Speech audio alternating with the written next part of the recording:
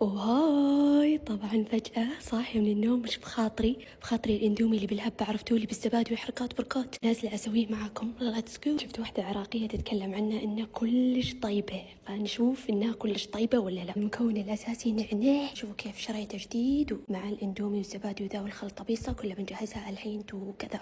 وجهزت كل المكونات هنا. انا بطيح غشيانة بيغمى علي انه في المكونات، من حظ انه في طحينية، شو حتى مخلصة شفتوه، وفي دبس رمان، لاني بكل مرة ابي اسوي هبة كل المكونات ما هي موجودة. وحبة الاندومية ذي وربي كان مسحوب عليها تحت سريري، عشعشت وغبرت، فالحين جاء وقتش. الله يستر منش، ما ادري شو اسمها، اتوقع اسمها آية اذا ما خاب ظني.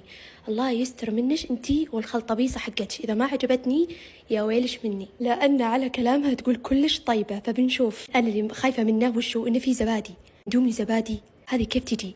ما ادري كيف بيكون الطعم، فمتحمسه اغوى شيء اجربها واشوف. ما ادري كيف بيكون بالزبادي، يعني الزبادي اخاف كذا يبرد حرارته، فهمت سوى ما فهمت سوى. المهم فخلونا نسلق الاندوميه.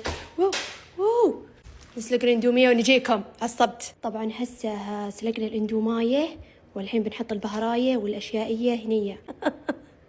قاعدة أحاول أتكلم عراقي، عشت الجو. أتمنى تتخطوا لي العراقيين كلكم، بس إني أحبكم مرة. المهم نرجع للجنوبية. تهبدون بالزبادية هنا؟ لا مو كلها، تحطون ملعقتين ونعناع وطحينة. ما عليكم الحين بسوي لكم الطريقة ستيب فور ستيب عشان تسوون زيي. تحطون ملعقتين زبادي، هذه واحدة هذه الثانية، بس طبعا لازم تكون كبيرة، كبروها كذا.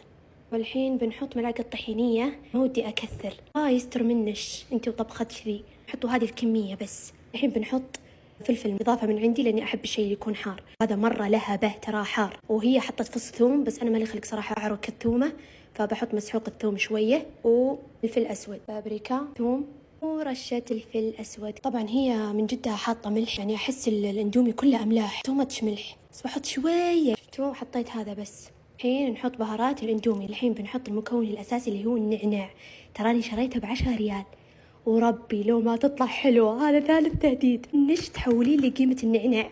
كتر وكتر وكتر. حطيت كمية محترمة من النعناع، فالحين تسوون لها ميكس تو قدر. وربي يوم خلطتها الريحة تاخذ العقل كذا، اللي خيال الريحة كذا. الصوص يكون جاهز. طبعا على طول عاملت الروب معاملة البيز. شوفوا كيف انسلقت الاندومية، انا احبها كذا تكون فلفلة، فلفلولي. ناخذها ونهبدها هنا، بسم الله.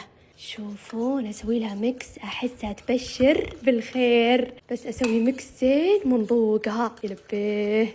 وقف شوي، بغيت انسى تحط في الاخير زي كذا دبس رمان ويز طع، نحط شوية هيك. الله الله الله عليش.